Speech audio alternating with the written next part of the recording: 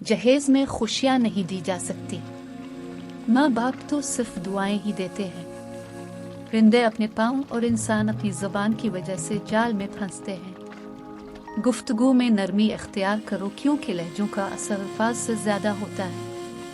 किसी ने पूछा कौन अपना है और कौन नहीं, जवाब आया अगर वक्त अपना है तो सब अपना है वरना कोई नहीं। जब बेपना मुहिब्बत के दावेदार की आपकी तकालीफ पे आह तक ना तुकले तो जान लीजिए कि खुद को मुहिब्बत के सुनहरे ख्वाब से बेदार करने का यही मुनासिब वक्त है। अपने गमों और परेशानियों को सीने में दफन कर दो।